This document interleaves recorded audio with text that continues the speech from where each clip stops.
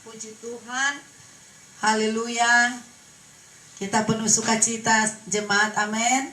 Saudara-saudara semua, salam sejahtera. Kita ada di dalam ibadah, sedang menyembah Tuhan dan hadirat Tuhan tentunya sudah melawat engkau dan kita sementara merasakan lawatan Tuhan. Jangan tinggalkan atau jangan lewatkan kesempatan ini. Hadirat Tuhan ini yang sedang melawat engkau. Mungkin engkau ada di tempat pekerjaan, ada di jalan, dan engkau sementara mengikuti, ada di rumahmu, dan engkau sementara mengikuti ibadah ini. Dan hadirat Tuhan begitu kuat melawat engkau, dan engkau sedang membuka hati. Kami percaya sebagai hamba Tuhan, mujizat terjadi atas hidupmu. Engkau semakin diperkuat, rohmu semakin diperkuat, semakin dikokohkan. Firman yang akan datang dalam hidupmu akan memberkati engkau, menjadikan engkau kuat, semakin kuat. Anak-anak Tuhan yang semakin kuat di dalam Tuhan, dan engkau semakin strong karena firman yang akan engkau dengarkan lagi pada hari ini. Puji Tuhan. Saya serahkan kepada Bapak Gembala atau Bapak Pendeta Maksonit untuk lanjutan firman Tuhan. Haleluya.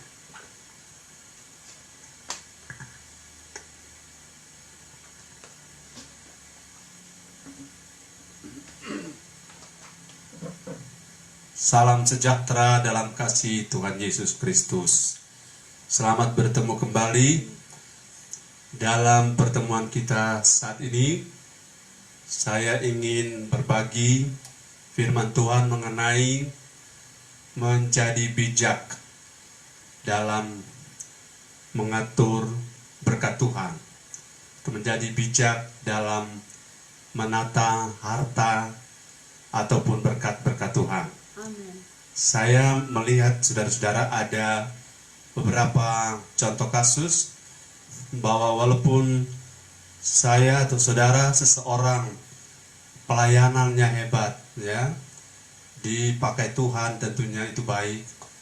Tetapi ketika berurusan dengan masalah materi, harta, berkat, kemudian apalagi berbicara tentang warisan, ya, atau apa yang kita dapatkan dari orang tua kepada anak, saya melihat saudara-saudara di sana diperlukan satu sikap. Ada kebutuhan untuk kita menjadi bijaksana. Bijaksana menata harta, bijaksana menata berkat Tuhan. Karena jika kita tidak bijaksana di dalam kebendaan, di dalam harta, di dalam warisan, di dalam berkat materi, itu tersimpan sebuah kekuatan jika kita tidak bijak menguasainya, jika kita tidak bijak menatanya, jika kita tidak bijaksana untuk memanagenya dengan baik, maka materi itu yang akan mengatur kita. Jadi saudara pernah membaca tentunya bahwa kita tidak dapat mengabdi kepada dua tuan, ya. Kita tidak dapat mengabdi kepada dua tuan, yaitu Mamon atau Tuhan. Kita hanya bisa pilih salah satu. Kalau kita mengabdi kepada Tuhan, maka saya punya bahasa, jika kita mengabdi kepada Tuhan, maka Tuhan di kepala, pasti Mamon di kaki atau di bawah kaki. Tapi kalau Mamon kita taruh di kepala, pasti Tuhan itu ada di kaki. Apapun kita bicara, buktinya adalah bagaimana kita bersikap terhadap materi, itu yang menentukan. Kalau ada orang melayani Tuhan murni, dia dapat berkat atau tidak, dia maju terus. Kalau murni kita hamba Tuhan, kita dapat uang atau tidak, kita tetap konsisten melayani. Karena inilah alat ukur siapa yang kita cintai, itu akan menjadi objek di mana kita akan mengabdi kepadanya, ya. Mari kita akan membaca dalam pembacaan awal Lukas 12 ayat 13.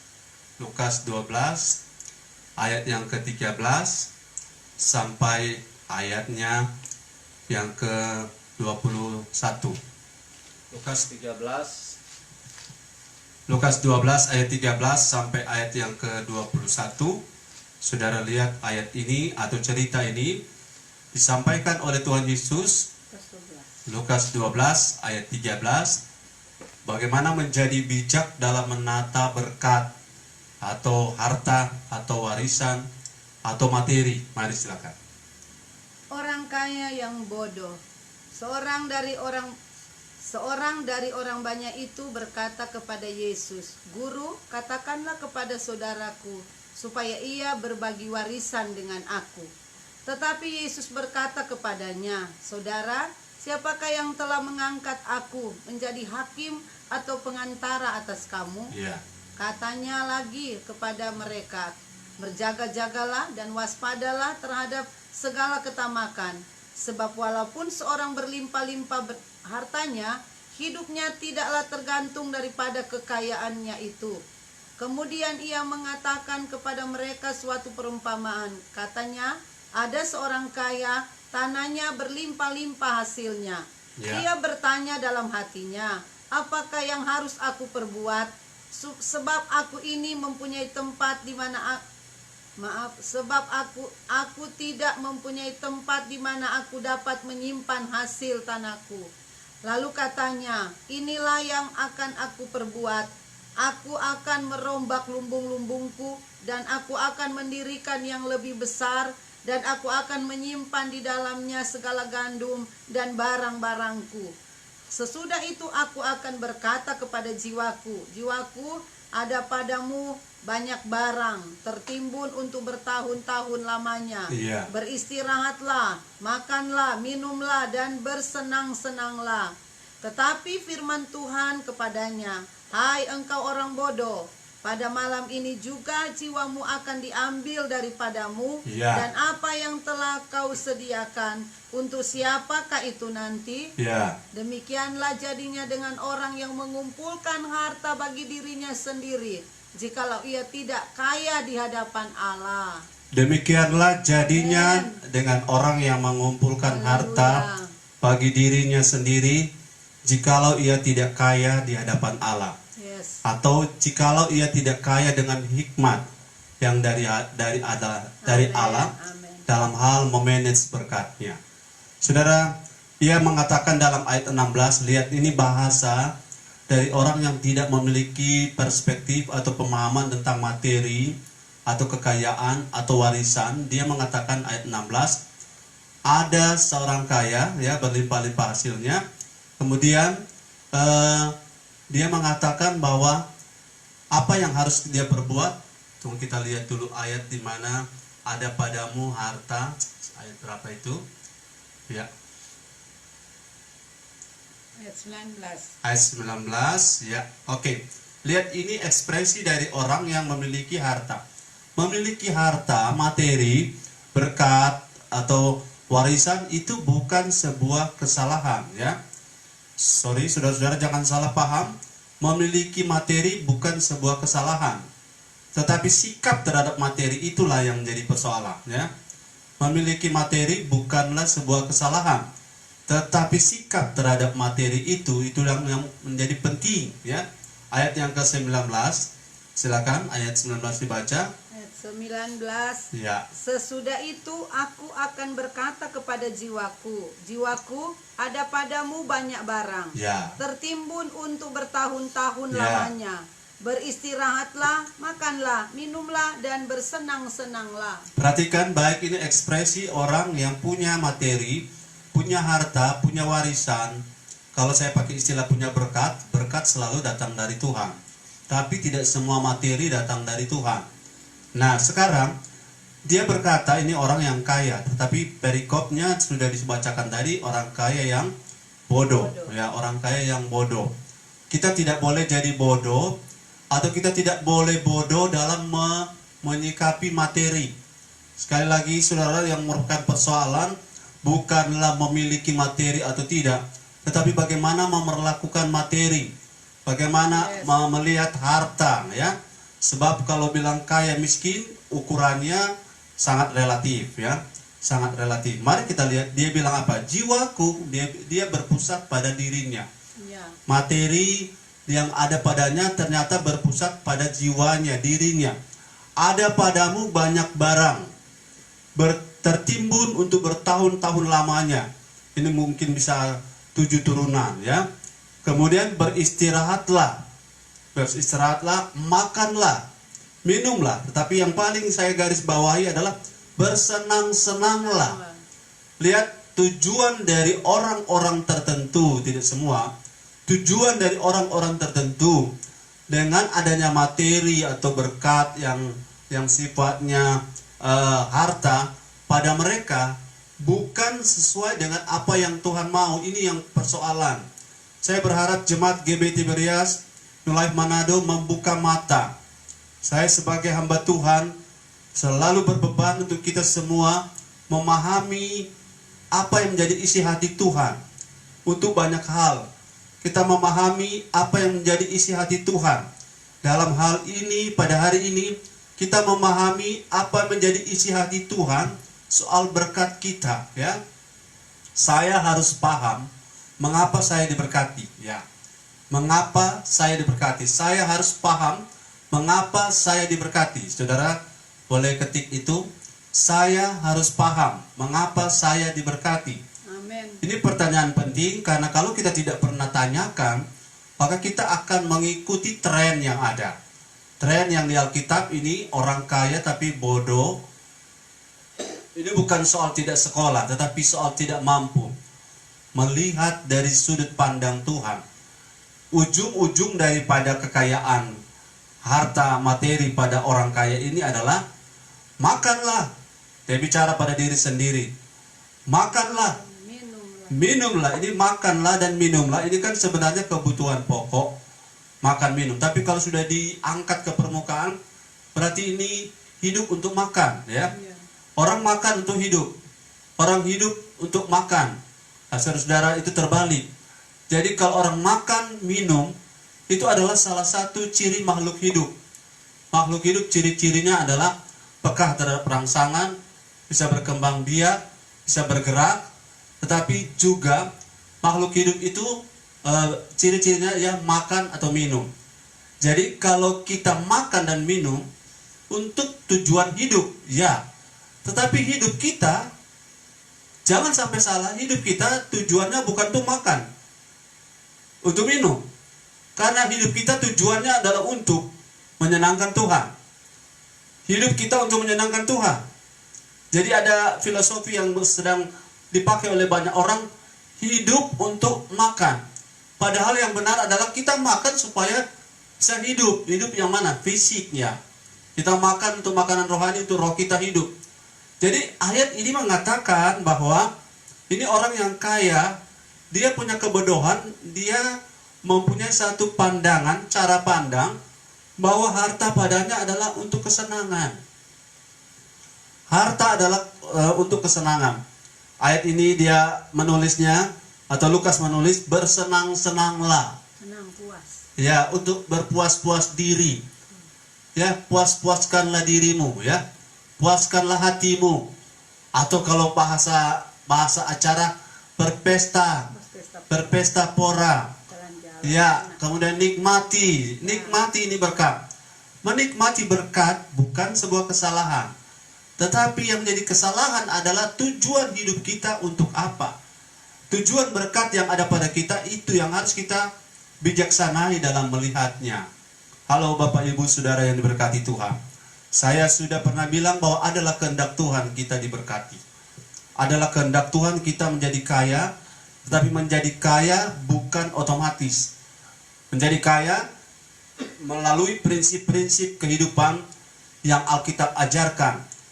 Menjadi kaya bukan sebuah dosa, tetapi bersikap salah terhadap kekayaan atau materi, itulah yang menjadi dosa. Nah, kita perlu bijaksana.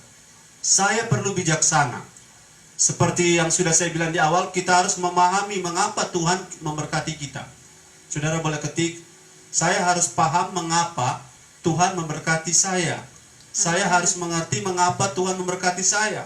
Yes. Karena Tuhan tidak memberkati secara sembarang. Tuhan tidak memberkati secara materi, secara acak. Atau Tuhan tidak tanpa tujuan. Yes. Dia selalu memberkati kita dengan tujuan. Saudara ketik lagi, saya diberkati dengan tujuan Tuhan. Amin. Saya diberkati dengan tujuan Tuhan. Yes. Pada kesempatan yang lain, waktu lalu saya sudah bilang bahwa kita diberkati untuk menyemarakan, ya, menyemarakan Ya. menyemarakan rumah Allah. Ya. Rumah Allah, rumah Tuhan. Rumah Tuhan itu bukan soal gedung, tapi soal bersekutunya kita dan sesama anak-anak Tuhan. Dan Tuhan itu rumah, sebab Allah tidak tinggal di gedung lagi, ya.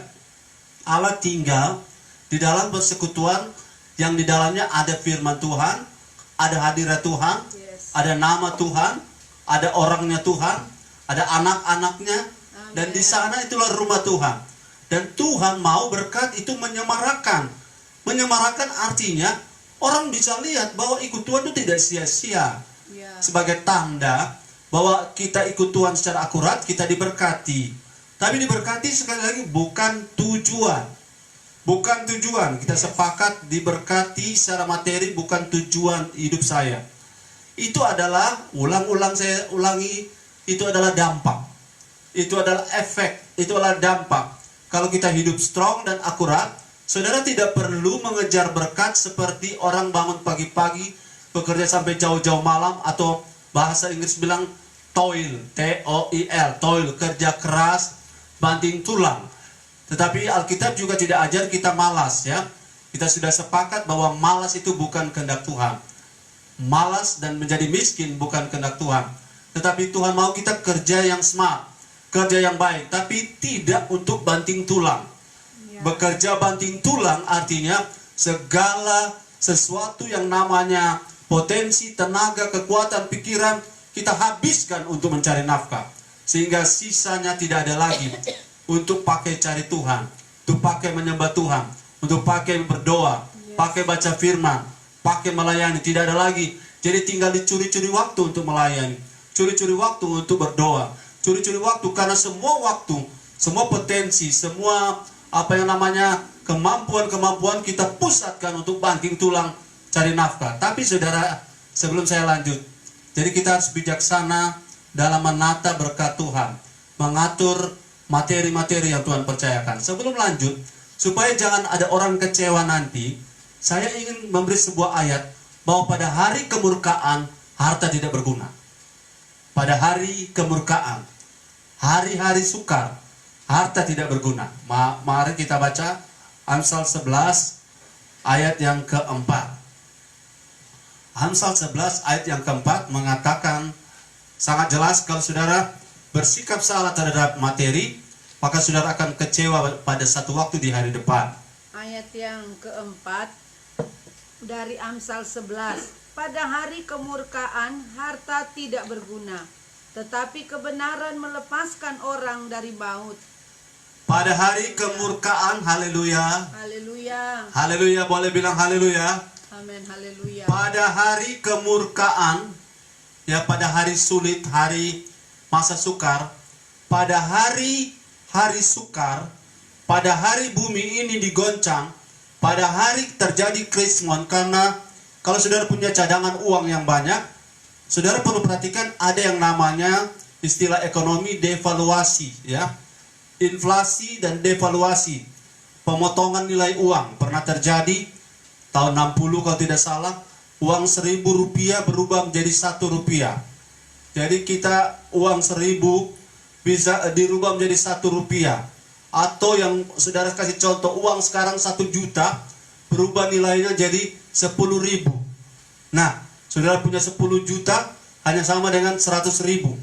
Jadi pada hari-hari di mana kesukaran itu muncul, seperti kalau tidak salah di negara Venezuela, uang tidak berharga, uang tidak bernilai, tinggal dibuang di jalan raya, dan orang antri untuk mencari makanan. Kenapa? Karena kalau kita kumpul harta, terutama dalam bentuk uang misalnya, pada hari-hari tertentu harta tidak berguna. Saudara-saudara, kalau lagi dalam keadaan lockdown atau kerusuhan, saudara bisa punya uang banyak, tapi saudara tidak bisa pergi beli beras, karena beras tidak ada toko yang jualan, ya. Saudara tidak bisa menggunakan harta saudara. Kalau saudara punya emas batangan, pada saat saudara kelaparan, kita tidak mungkin makan emas, toh. Kita butuh beras. Kalau orang luar negeri butuh roti, kita butuh itu. Tapi saudara-saudara perhatikan, disinilah Tuhan mau kita jadi bijaksana, sebab Tuhan sedang menyaring orang-orang, sedang mencari-cari orang Ya. Mencari-cari orang yang dapat dipercaya untuk ia percayakan kekayaan kerajaan Allah. Haleluya. Haleluya. Tuhan sedang mencari orang. Siapa yang siap ya dipercayakan harta kerajaan sorga, harta kerajaan Allah. Ini baru cerita kita kerajaan sorga itu, kerajaan Allah itu menyangkut sorga takhta Allah, menyangkut kerajaan 1000 tahun damai, dan menyangkut masa hidup kita yang sekarang ya. Jadi bukan berarti kalau kerajaan Allah, kerajaan sorga di bumi, maka bumi inilah sorga. Jangan salah paham ya. Bagian dari kerajaan Allah, sorga takhta Allah, kemudian alam roh, dan bumi ini. Itu bagian dari kerajaan Allah. Dan kita berdoa supaya apa yang terjadi di sorga, terjadi di bumi. Tetapi bumi ini bukan sorga. Ya, dunia ini bukan Firdaus. Tetapi bagaimana kekayaan sorga, kekayaan sorgawi, kekayaan kerajaan Allah bisa dipercayakan pada orang-orang tertentu, ya, pada saya dan saudara. Saya ingin saudara memahami bahwa Allah sedang mencari orang yang dapat dipercaya untuk ia percayakan kekayaan kerajaan Allah. Untuk dipakai apa? Untuk menyemarakan rumah Allah, untuk menyemarakan kerajaan Allah, untuk menyemarakan semua agenda-agenda Allah, untuk membiayai semua program agenda Allah. Saudara-saudara yang diberkati oleh Tuhan, karena kita tinggal di dunia, kita butuh uang ya, kita butuh materi. Sorga tidak membutuhkannya, tapi karena proyek sorga itu ada di muka bumi, maka kita memerlukan hal-hal yang sifatnya materi untuk melakukan kehendak Bapa di sorga di muka bumi ini. Nah, Allah sedang mencari orang-orang yang dapat, yang cakap, yang bijaksana menata berkat, menata harta, menata materi. Dan Tuhan tidak pernah mempercayai orang-orang, maaf ya, orang-orang yang tidak jujur, orang yang curang, orang yang cinta harta, orang yang seperti orang kaya tadi, ya, hidupnya memiliki harta yang banyak, tetapi pusat daripada kepemilikannya adalah kesenangan dia saja. Tuhan tidak menetapkan kita untuk memiliki materi untuk kesenangan kita, tapi Tuhan memberkati kita untuk kesenangan Tuhan. Tuhan memberkati saya dengan materi untuk kesenangan Tuhan. Kita boleh tulis di situ, di agenda saudara, catatan saudara. Tuhan memberkati saya dengan materi untuk kesenangan Tuhan, untuk kemuliaan kerajaan Allah, untuk menyemarakan rumah Allah. Rumah Allah ini bukan soal fisik, tapi soal di mana Allah hadir, di mana kita saudara-saudara, kerajaan Allah beroperasi, itulah gereja, seperti yang saya sudah jelaskan di waktu lalu. Oke, kita lanjut. Saudara-saudara, bersenang-senanglah, kata orang yang kaya ini. Saudara mendapatkan kesenangan dari materi, itu sudah bagian inklusif ya. Ya, tidak bisa dipungkiri kalau orang punya fasilitas, hidupnya mudah. Tetapi Tuhan memberkati kita bukan hanya untuk kita mengalami kemudahan, katakan amin.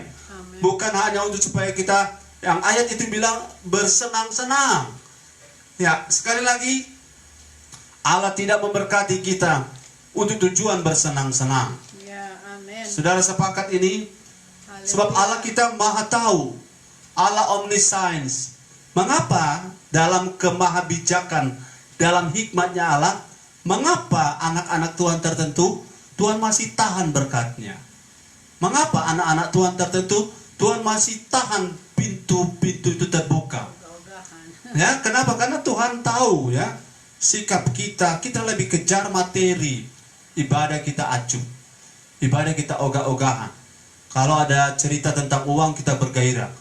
Cerita tentang firman, kita seperti mengantuk ya. Karena Allah maha tahu. Tapi saya sebagai hamba Tuhan mengajak, mari ubah paradigma, ubah cara berpikir, ubah perspektif kita. Kita bergairah dengan firman. Amen. Saya yakin orang-orang yang tidak bergairah dengan firman, dia tidak bisa berharap apa-apa soal berkat Tuhan. Yes. Kalau ia tidak bergairah dengan firman, Ulangan 28 sangat terkenal. Jika engkau pada hari ini mendengar firman dengan baik, maka segala berkat ini akan datang. Bukan kau cari ya, akan datang. Datang artinya kita di sini dan itu berkat yang merapat ke kita. Bukan kita yang kejar ya. Tetapi saudara-saudara, berapa banyak orang mau respon pada Tuhan?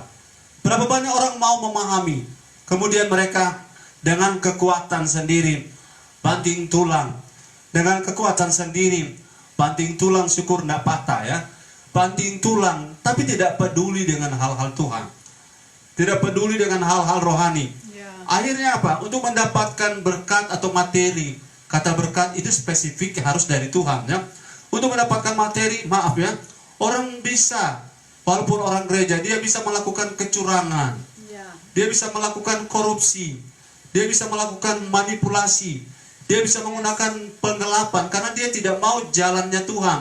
Dia mau jalannya instan, Ya. jalan pintas. Dia mau cari apa yang manusia lihat, wah dia sudah punya, dia sudah kaya. Padahal caranya mendapatkan Tuhan tidak sependapat. Nah, banyak orang tertipu kalau melihat orang kaya pasti dia berhasil. Belum tentu. Orang yang punya materi di mata Tuhan itu jelas. Tuhan itu tahu bagaimana cara ia mendapatkannya. Kalau orang punya materi, kemudian hidupnya, baik caranya dia mendapatkan materi itu dan cara ia menggunakan materi itu benar, maka itu betul-betul dari Tuhan. Tapi kalau sudah dengan cara yang salah mendapatkan materi, kemudian menggunakannya dengan salah juga. Jadi ini bijaksana, penting mencari dengan benar, mencari dengan cara yang benar, kemudian menggunakannya dengan cara yang benar. Amin. Saudara masih ingat ada dulu cerita tentang Robin Hood di tanah Inggris. Robin Hood itu cerita atau kisah, saya masih kecil tahu itu cerita. Dia merampok orang-orang kaya di Inggris dan membagikan rampokan itu pada orang-orang miskin. Di mata orang miskin dia baik, betul? Di mata orang miskin dia dermawan. Di mata orang miskin dia orang yang suka memberi. Tapi yang dia beri pada orang miskin adalah hasil curian, hasil rampokan. Apakah itu berkat? Bukan itu ya. Itu contoh cerita klasik dari dari cerita dari negeri Inggris. Merampok di tempat lain, kemudian memberkati di tempat lain. Apakah benar begitu? Saudara buka mata baik-baik ya. Kalau kita lihat keadaan ini, maka ada banyak orang akan tersingkap. Betul-betul seperti orang kaya yang bodoh ini. Pada saat satu malam Tuhan bilang, "Hai engkau," ayat 20, "Hai engkau orang bodoh, pada malam ini juga jiwamu akan diambil daripadamu. Ya. Dan apa yang telah kau sediakan, untuk siapakah itu nanti?" Kira-kira suara Tuhan ngomong begitu. Hai engkau orang bodoh. Ternyata saudara, Tuhan tidak bilang orang kaya ya. Oh, Tuhan punya fokus, harusnya kan dia orang kaya yang bodoh. Jadi Tuhan tidak bilang, hai orang kaya mar bodoh. Tuhan langsung lihat bodohnya. Ya. Tuhan tidak tertarik dengan kekayaan karena emas yang kita punya satu bumi, satu dunia di sorga itu dipakai sebagai lantai. Bagaimana saudara-saudara ya? Jadi Tuhan ngomong, hai engkau orang bodoh. Bodoh kenapa? Bodoh karena tidak melihat berkat menurut cara pandang Tuhan. Bodoh karena melihat berkat sebagai pusat kehidupan. Bodoh karena melihat materi sebagai segala-galanya. Bodoh karena melihat materi sebagai tujuan hidup. Kita tidak. Katakan saya tidak. Tujuan hidup saya bukan materi. Amin, amin. Tulis di situ, tujuan saya bukan materi tapi Tuhan. Amin. Tujuan hidup saya bukan materi tapi Tuhan. Yes. Kenapa? Kalau saya dapatkan Tuhan, saya dapatkan materi. Amin. Tapi kalau saya dapatkan materi, belum tentu saya dapat Tuhan. Yes. Setuju dengan saya? Sehingga kalau kita punya pendapat seperti ini, pemahaman seperti ini, maka saudara bisa berharap pintu sorga terbuka. Amin. Amin. Kita bisa berharap tingkap-tingkap langit terbuka. Jika tidak, maka kita akan bekerja keras seperti orang-orang yang tidak kenal Tuhan. Orang-orang yang tidak kenal Tuhan dengan mencari jalan, mencari nafkah. Maaf saudara, ada yang pergi ke Gunung Kawi, ada yang pergi bertapa, ada yang pakai tuyul dan bakyul. Ada orang yang menggunakan sesajen untuk mendapatkan, ada orang yang pakai baca-baca untuk mendapatkan hasil sebanyak-banyaknya. Dan itu bisa diberikan oleh iblis. Ya. Tapi saudara, iblis tidak pernah memberikannya gratis. Ya. Dia akan memberikan dan selalu minta tumbal. Makanya ada orang-orang kaya tertentu, salah satu anak tuh bodoh-bodoh, bogo-bogo, ya, malele gidi-gidi. Karena apa? Sudah dipersembahkan kepada setan untuk mendapatkan kekayaan yang namanya pesugihan. Saudara-saudara, kalau engkau orang Kristen, alangkah bodohnya engkau kalau engkau mengejar kekayaan dengan pesugihan. Alangkah bodohnya engkau kalau engkau mengejar materi dengan menggunakan dukun-dukun, dengan menggunakan baca-baca mantra. Alangkah bodoh, karena itu cara dunia. Yes. Cara orang Kristen bukan begitu. Jadi saya berharap jangan ada jemaat yang kalau pergi jualan, saudara ambil goraka kemudian baca-baca, kunyah-kunyah goraka, sembur. Karena ini merupakan cara yang memuakkan di hadapan Tuhan. Tuhan bilang kita dalam memberhalakan, saudara-saudara, memberhalakan materi. Saya baca satu ayat dalam pembacaan kita. Perhatikan baik, kita tidak bisa mengabdi kepada Tuhan sekaligus kepada materi. Ya. Kita tidak bisa menyembah Tuhan sekaligus menyembah mamon. Ya. Kita tidak bisa menyembah Tuhan saat yang sama kita menyembah harta. Kita tidak bisa. Ini memang firman yang keras. Tapi saya kasih makan firman ini karena saya tahu jemaat ini sudah siap, ya. Sudah siap untuk menerima. Matius 6 ayat 24. Matius 6 ayat 24. Bahasa Manado, Matius 6 ayat 24. 24. Ya. Matius 6 ayat Tak 24. seorang pun dapat mengabdi kepada dua tuan. Karena jika demikian, ia akan membenci yang seorang dan mengasihi yang lain.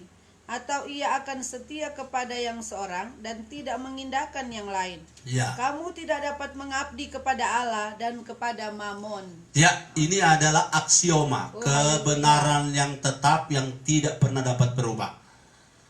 Atau postulat, ya. Satu kebenaran yang dimana diberlakukan secara bukan hanya lokal, regional, nasional, internasional, tetapi universal. Yes. Universal artinya alam jagat raya ini, hukum ini berlaku.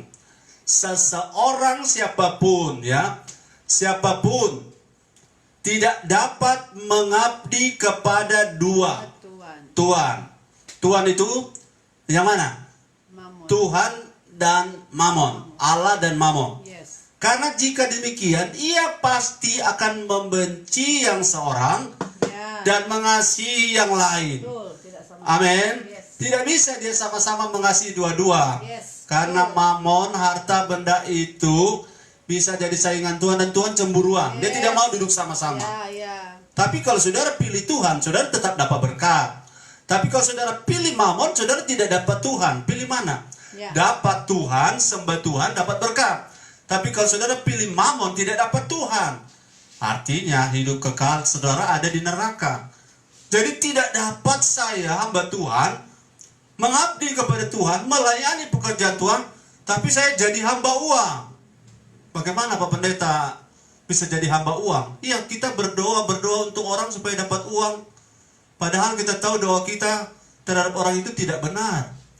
Jadi sekarang kita dapat uang, kita dukung saja. Padahal karena uang. Kita tidak bisa berharap kita bisa sembah Tuhan sekaligus sembah uang. Halo jemaat. Kalau engkau mentuhankan uang, engkau tidak mungkin layak menyembah Tuhan. Kalau engkau menyembah Tuhan, tidak mungkin engkau jadi hamba uang. Karena hamba Tuhan dan hamba uang harus menjadi pilihan.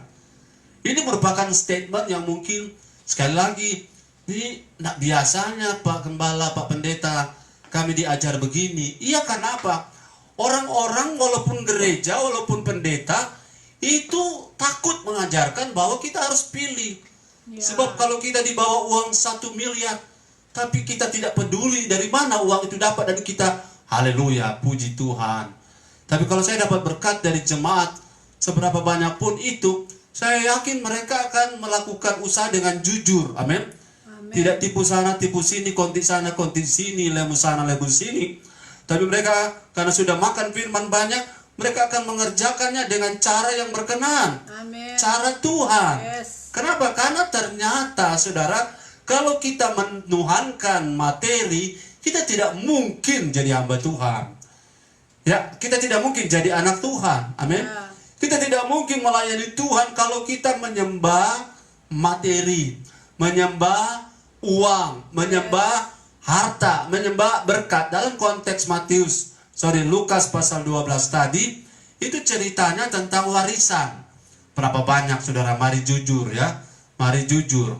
Tadinya kakak adik baku sayang. Tadinya kakak adik baku dukung.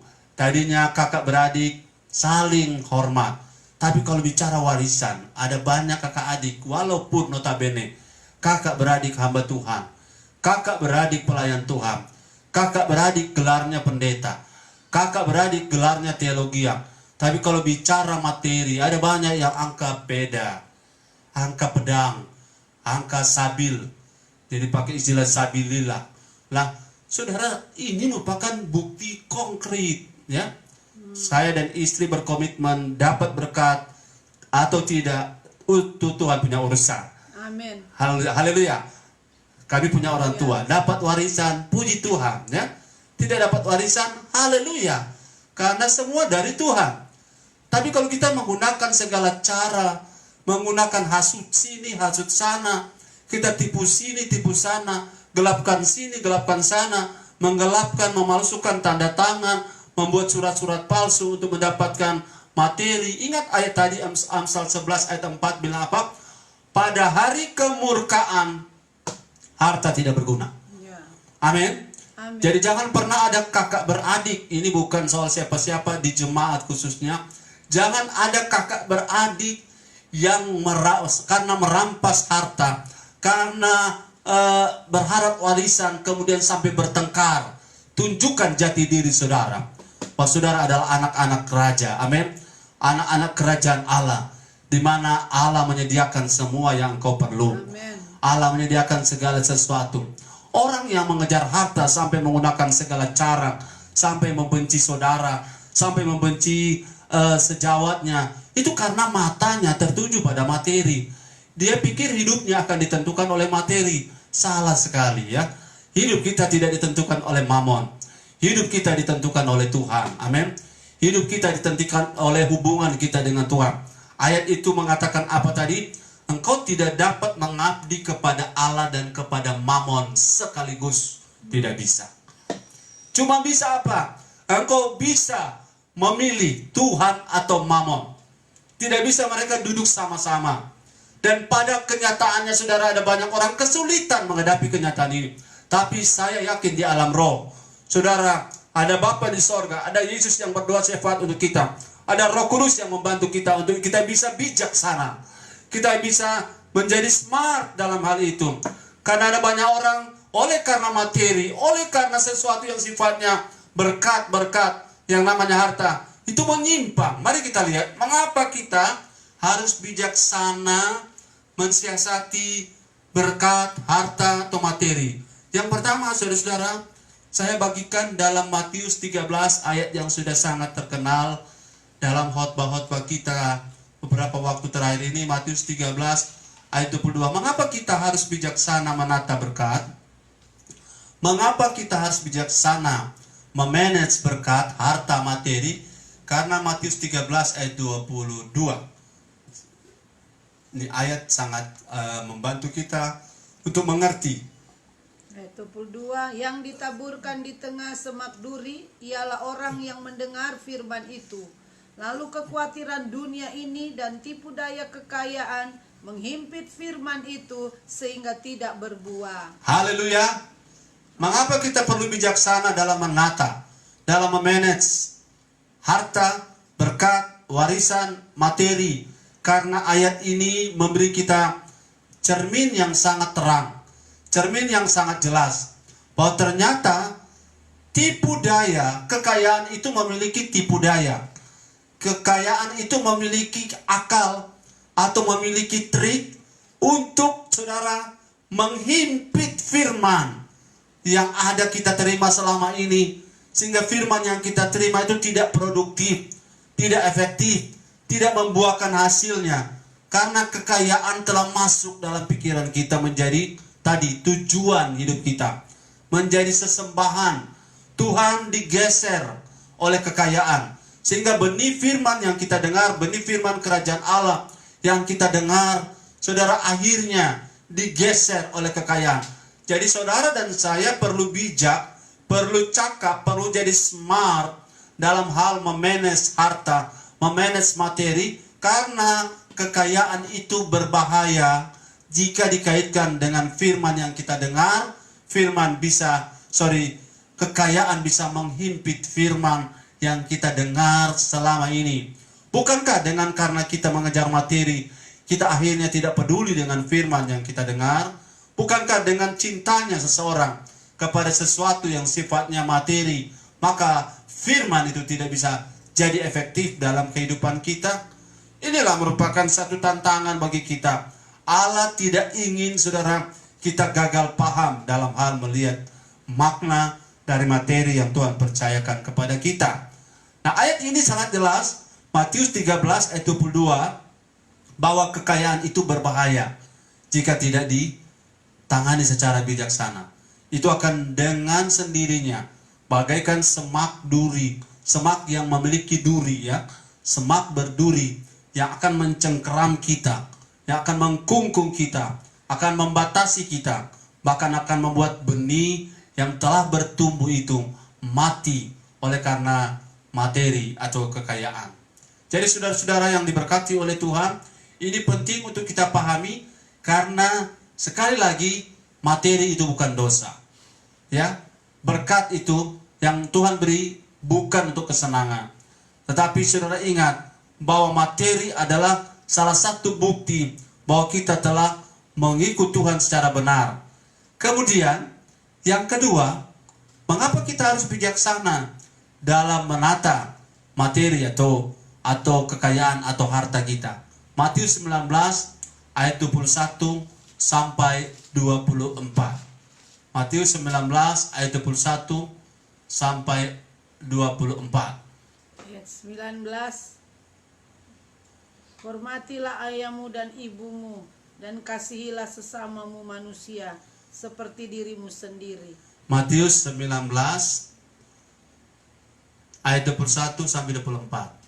Ayat yang ke-21, Ya. kata Yesus kepadanya, jikalau engkau hendak sempurna, Ya. pergilah, jualah segala milikmu dan berikanlah itu kepada orang-orang miskin, maka engkau akan beroleh harta di sorga. Kemudian datanglah kemari dan ikutlah aku.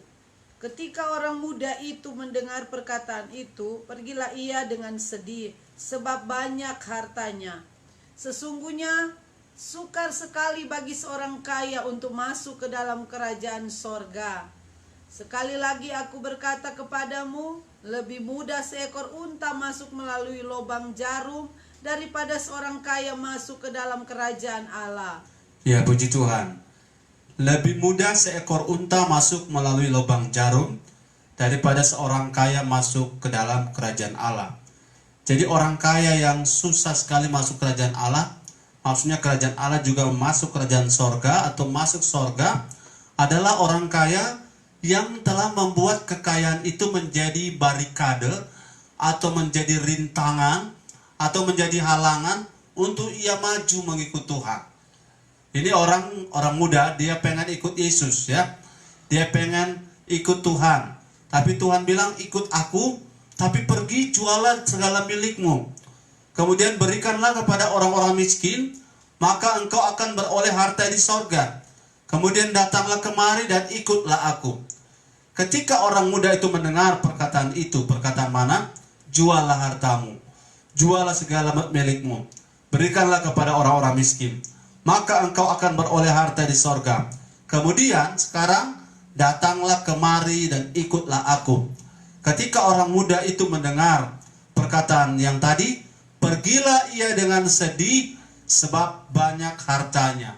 Sebab banyak hartanya ini bisa dijelaskan sebab ia telah menempatkan harta di depannya sebagai penghalang dan rintangan untuk ia bisa ikut Tuhan Yesus, untuk ia bisa akurat ikut Tuhan Yesus.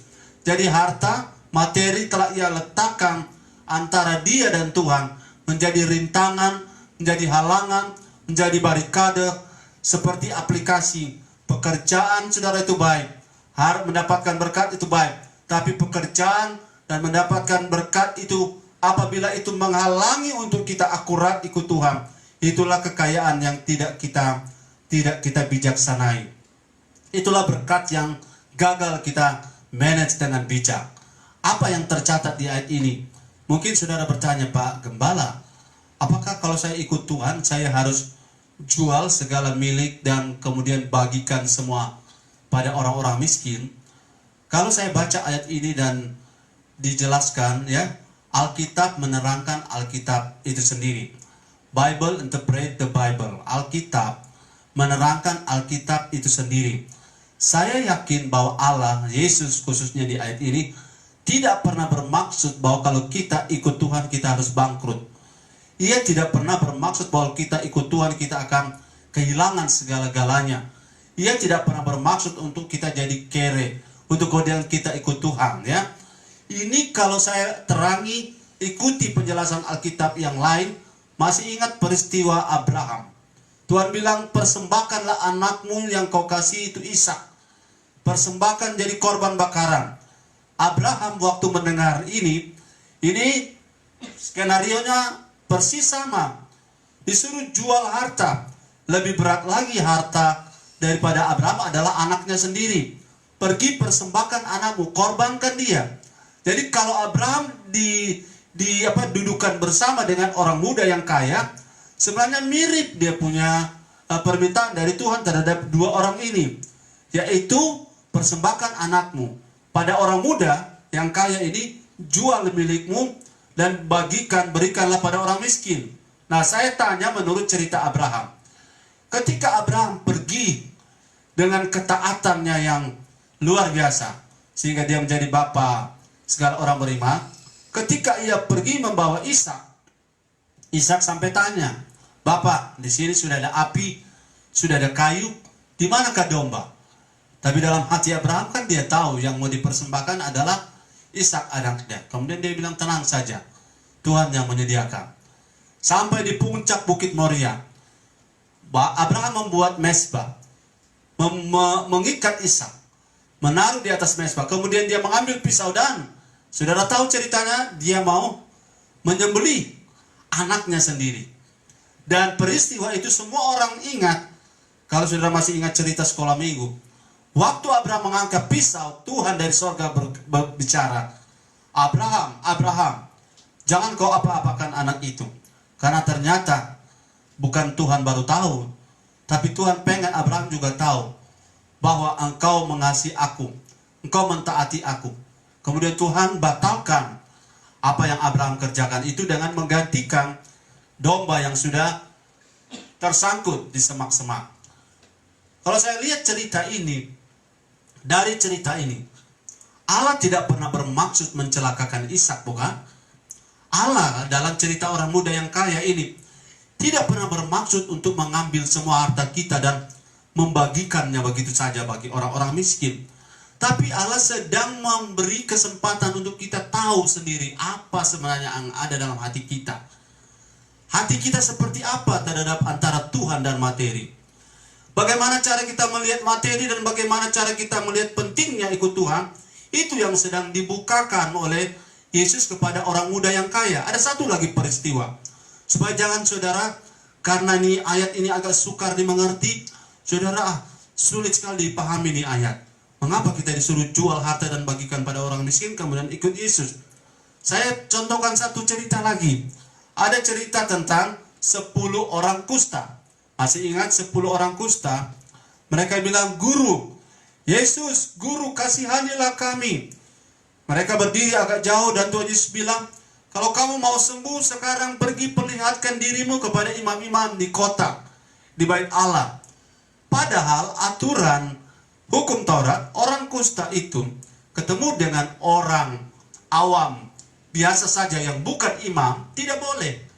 Mereka dalam perjalanan kemana saja, rombongan atau sendiri, mereka harus memberi sinyal, tanda dengan mengatakan najis, najis. Artinya orang di di jalan yang sama, kalau mau berpapasan, mereka akan menyingkir atau berpindah arah karena orang kusta ada di jalur yang sama.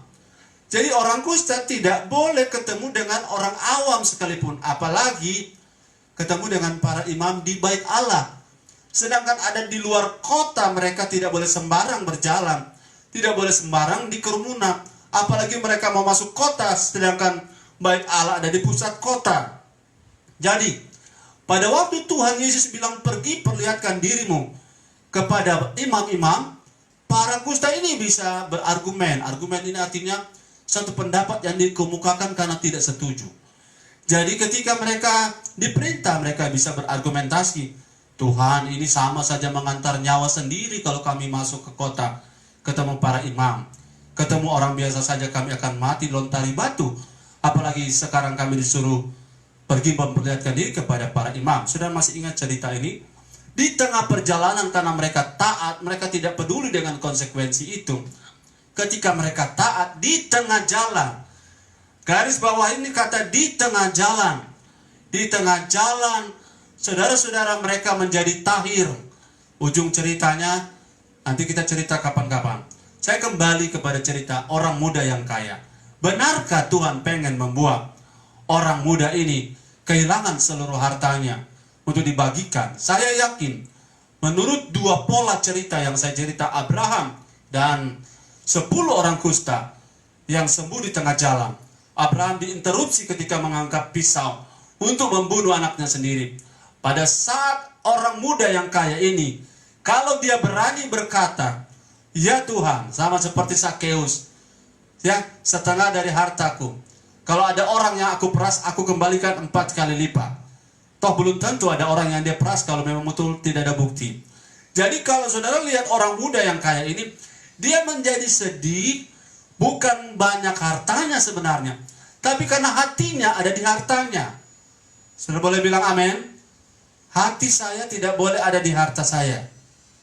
Walaupun kita tidak punya apa-apa, tapi ada yang kita sayang. Ada sesuatu yang kita sayang, itu harta kita. Hartamu apa sekarang ini? Kau tidak punya apa-apa, engkau pasti punya sesuatu. Dan apa yang kau punya itu, relakah engkau menyisikannya, dalam tanda petik meninggalkannya sesaat, untuk demi engkau bisa cari Tuhan lebih serius? Engkau cinta apa sekarang? Materi apa? Atau sesuatu yang abstrak yang bukan materi, yang engkau miliki, yang engkau sangat sayang?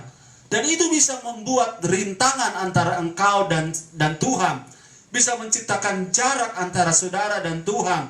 Itulah yang membuat orang muda ini sulit sekali untuk mengikut Tuhan. Saya percaya saudara, kalau orang muda ini berkata, ya Tuhan, saya akan melakukannya. Kemudian dia pergi, baru di jalan, dia pergi meninggalkan Yesus. Saya percaya Yesus panggil dia kembali. Hai anak muda, kembalilah engkau, karena aku sekarang tahu bahwa engkau sungguh-sungguh mau mengikut Tuhan. Yes. Sungguh-sungguh. Haleluya. Sungguh-sungguh. Karena hatimu tidak lagi di hartamu. Tapi memang ayat ini yang Tuhan Yesus bilang sesudah peristiwa itu, alangkah sukarnya seorang kaya masuk dalam kerajaan sorga. Lebih baik, lebih mudah seekor unta masuk ke lubang jarum daripada orang kaya masuk ke dalam kerajaan Allah. Orang kaya, bukan semua orang kaya. Ya, jangan salah paham kalau saudara orang kaya sedang mendengar khotbah saya. Bukan semua orang kaya akan masuk neraka. Bukan semua orang kaya tidak layak masuk kerajaan sorga atau kerajaan Allah. Tapi hanya orang kaya yang lebih cinta hartanya daripada cintanya pada Tuhan. Yang lebih fokus lebih fokus untuk menjaga hartanya daripada ikut Tuhan. Lebih cinta hartanya daripada cinta pelayanan. Cinta hartanya daripada cinta Tuhan. Dia lebih cinta miliknya daripada milik Tuhan. Dia lebih cinta kepada sesuatu yang menjadi kepemilikan dia. Dan ternyata apa menjadi kepemilikan dari anak muda yang kaya ini, masih muda sudah kaya luar biasa ya. Tapi akhirnya dia jadi sedih. Sedih kenapa apa? Kenapa saudara? Karena dia tidak rela melepaskan. Padahal sekali lagi saya bilang, Tuhan tidak pernah bermaksud membuat kita bangkrut, kemudian kita ikut Tuhan.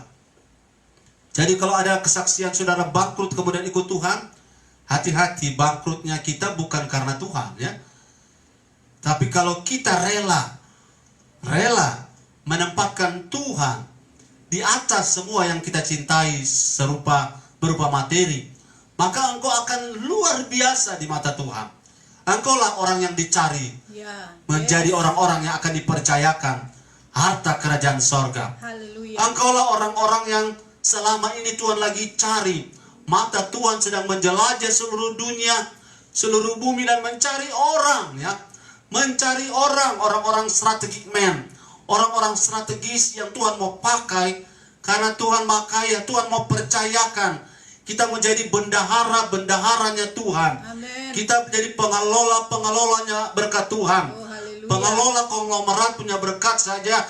Saudara kalau sudah jadi asisten dari konglomerat, kami tinggal dekat Citraland, misalnya dari Ciputra almarhum, kalau saudara jadi orang dekat, otomatis mobilnya saudara sering pakai, fasilitasnya saudara pakai, banyak hal, bahkan nama dari pembesar atau konglomerat itu saudara bawa, saudara dapatkan kemudahan-kemudahan, bukan?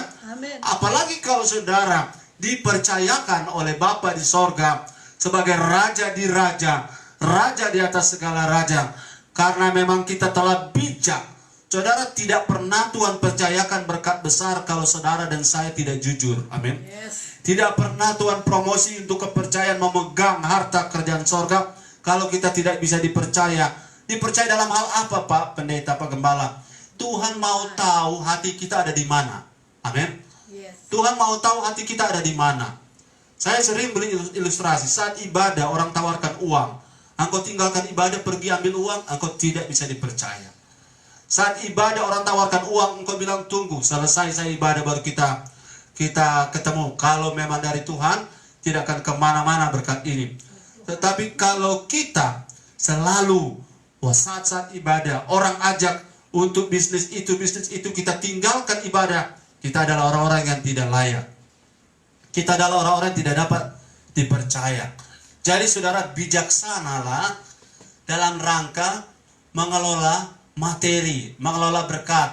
Karena sekali lagi Tuhan sedang mencari orang-orang yang sedang serius cari Tuhan. Amin. Orang yang cari Tuhan lebih daripada cari materi, itu Tuhan lagi cari sekarang. Saya sebagai hamba Tuhan mau sampaikan pesan. Saya prihatin, ya, prihatin. Artinya di hati saya ada rasa yang kurang kalau melihat ada orang lebih fokus mencari nafkah daripada mencari Tuhan. Lebih bergairah cari doi daripada cari Tuhan.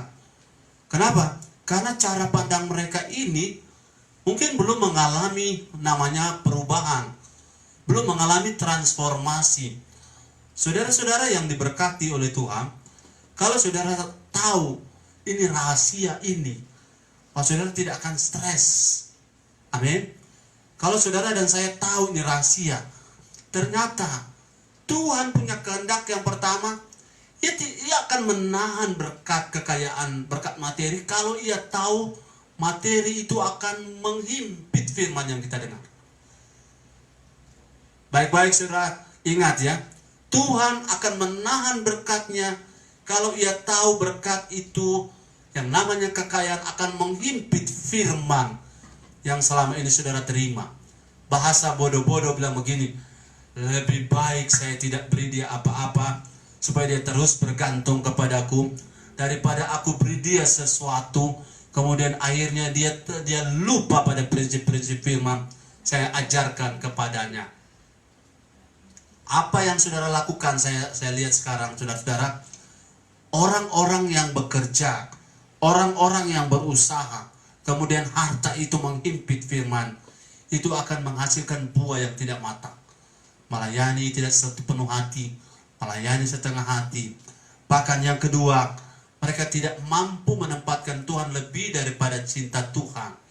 Ya, mereka tidak bisa cinta Tuhan lebih daripada cinta terhadap materi. Saya sharing sedikit karena saya gembala, saya beritahu satu hal. Saudara mencintai Tuhan, kalau saudara bilang saya mencintai Tuhan, Tapi kalau saudara tidak bisa memberi milik Tuhan, saudara bohong. Setuju dengan saya, bilang amin. Di jemaat di mana saya melayani, hampir 100% membawa milik Tuhan.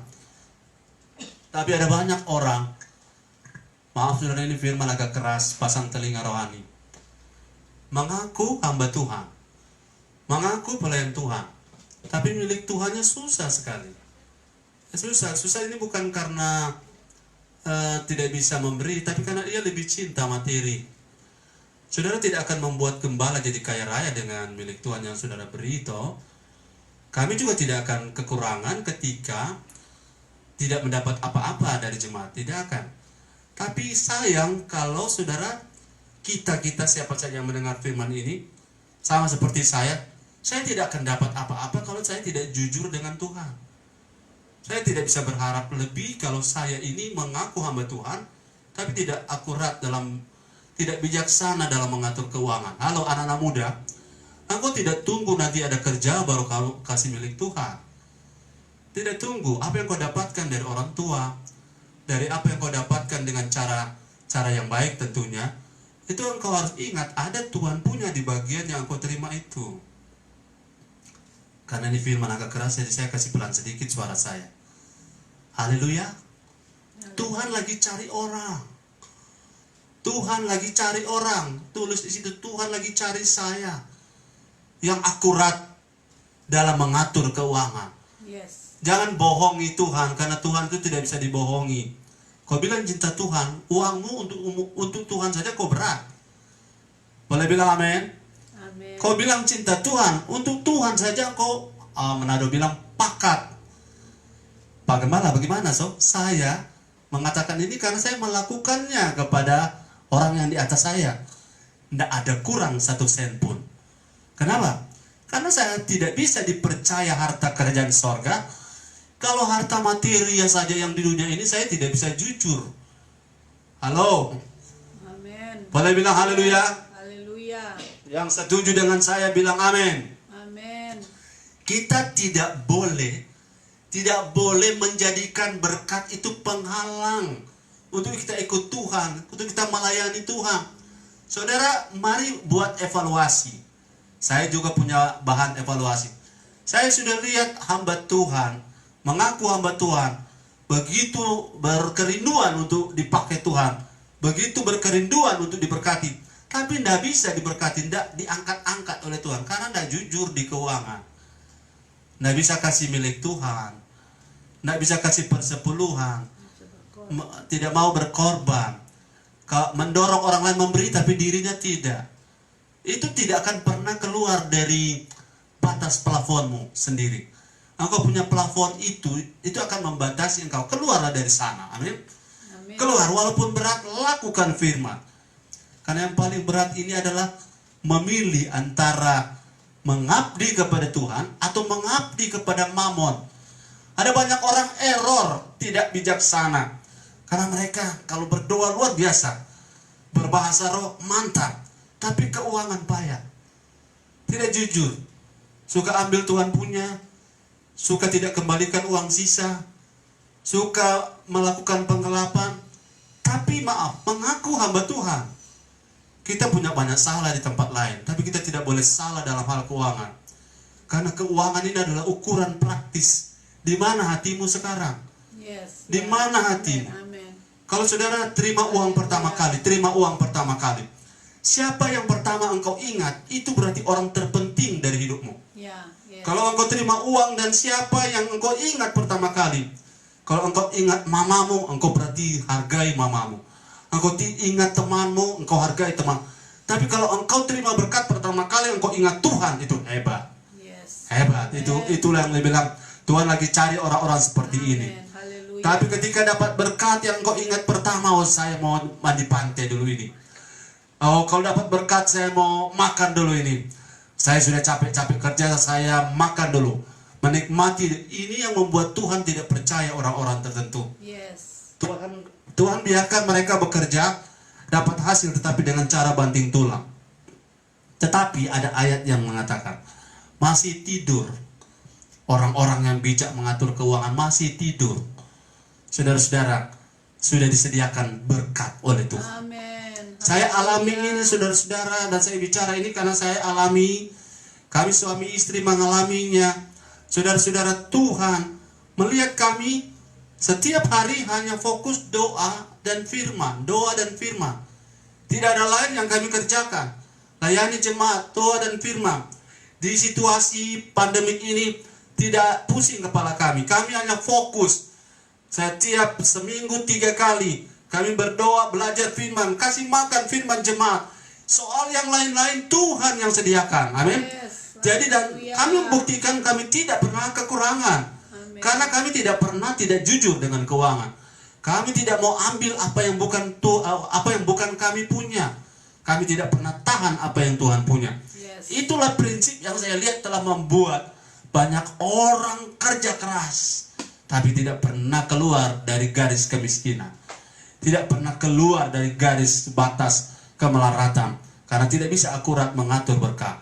Tidak bisa bijaksana menata keuangan. Tidak bisa. Akhirnya saudara, naik sedikit turun lagi. Naik sedikit turun lagi.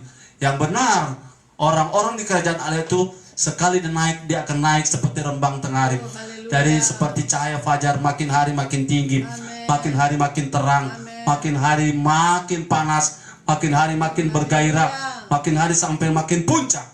Bukan hari ini naik, besok turun. Minggu depan naik, minggu depannya lagi turun lagi. Itu bukan, saudara-saudara. Bukan yang Tuhan kehendaki dalam konteks materi. Bukan itu kehendak Tuhan. Kalau tahun lalu sudah diberkati, tahun ini lagi saudara mengalami kesulitan, periksa keakuratan, kejujuran hidupmu dalam hal Yes. keuangan. Saya ulangi lagi, saya berbeban untuk saudara-saudara yang mendengar saya, agar janji-janji Tuhan bukan hanya sorga telinga.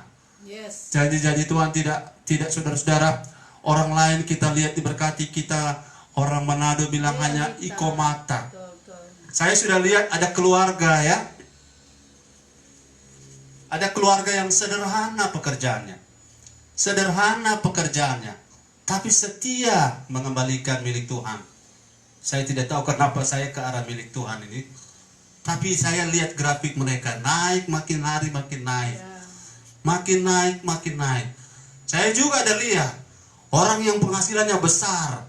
Orang penghasilan banyak, tetapi karena tidak sanggup menempatkan, menilai apa yang Tuhan punya, akhirnya makin ke bawah, dan makin ke bawah.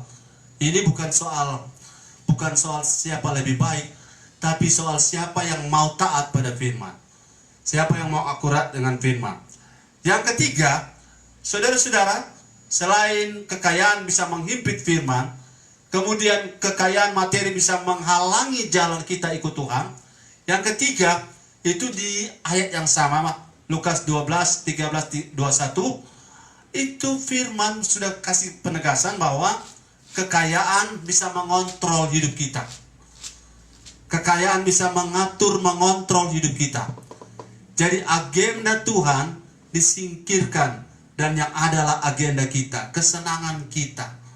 Saudara, kalau saudara terima uang, terima berkat, jangan seperti orang-orang di luar sana yang mereka pikirkan pertama adalah tamasya. Yang mereka pikirkan pertama adalah makan. Yang mereka pikirkan pertama adalah jalan-jalan. Yang mereka pikirkan pertama adalah shopping. Apakah itu salah? Ya karena itu uang kita, tidak masalah. Tapi Tuhan lagi menguji kita sekarang. Yes. Siapa yang ada di hati kita? Oh, haleluya. Siapa? Karena ada ayat yang mengatakan, di mana hartamu berada, di situ hatimu. Kalau hartamu ada di Tuhan, berarti hatimu juga ada di Tuhan. Yes. Kalau hartamu tidak di Tuhan, berarti hatimu juga tidak di Tuhan. Ya. Mari kita baca ayat itu sebagai bagian dari ayat terakhir. Di mana hartamu berada, di situ hatimu. Ya, kita cari ayat ini. Tidak saya rencanakan, tapi saudara mari lihat. Engkau bilang cinta Tuhan, ya puji Tuhan. Tapi kemana hartamu kau bawa? Itu adalah petunjuk. Matius 6 ayat 19, 20, 21. Matius 6 ayat 19, 20, 20, dan 21. 21.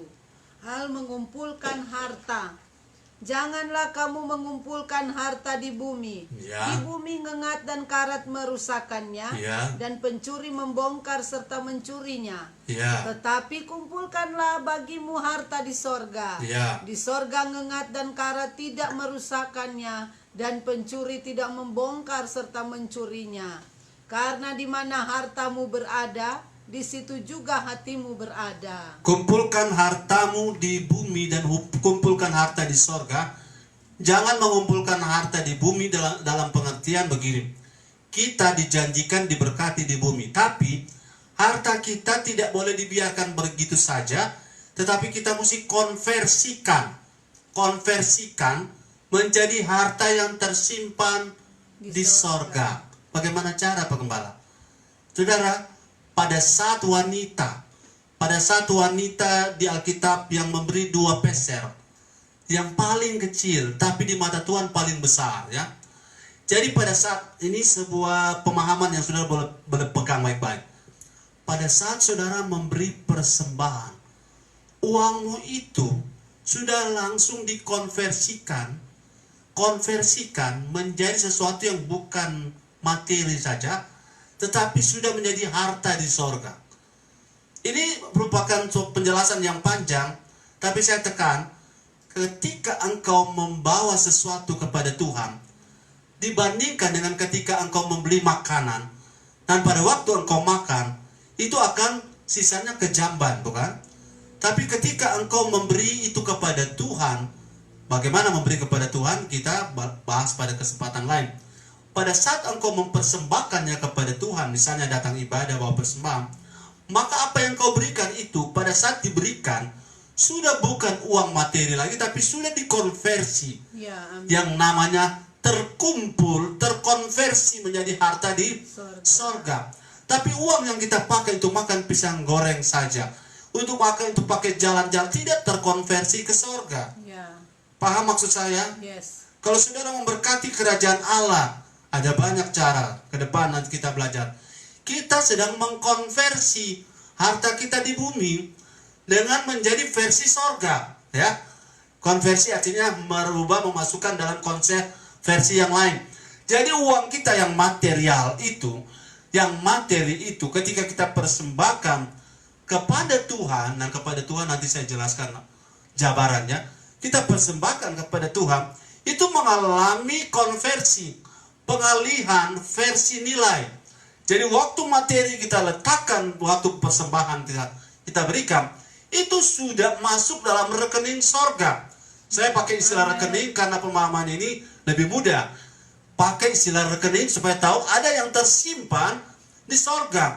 Kumpulkanlah hartamu di sorga. Artinya, kalau pakai bahasa investasi, menabunglah di sorga. Yes. Bagaimana cara menabung? Puji Tuhan, ada cara. Apa yang kita beri untuk Tuhan itu adalah cara kita menabung ke sorga. Ya. Tapi apa yang kita belikan untuk kita makan itu tidak pernah tersimpan di sorga. Saudara paham, bilang amin. Amin. Ketika saya mau menabung di sorga, Haleluya. bank sorgawi, ya, bank sorga, ya. Saya percaya saudara-saudara paham ini. Ini bukan soal orang kaya, orang miskin. Dapat dilakukan oleh semua strata sosial. Yes. Orang punya banyak dan orang punya sedikit sama-sama bisa menabung, berinvestasi ke sorga. Kenapa Bapak harus begitu, Pak Gembala? Karena di ayat 21 bilang, di mana hartamu berada, di situ juga hatimu. Kalau saudara lebih banyak pakai uang berkat untuk makan, di situ juga hatimu berarti. Yes. Kalau engkau lebih suka uangmu habiskan untuk jalan-jalan, berarti hatimu cuma di situ. Ya, tapi kalau engkau beri untuk konversikan ke sorga, hatimu ada di sana. Yes. Hatimu ada bersama dengan Bapa. Di mana hatimu? Orang tanya, kamu di mana, Max? Saya jawab, di hatimu. Di hati Tuhan. Amin.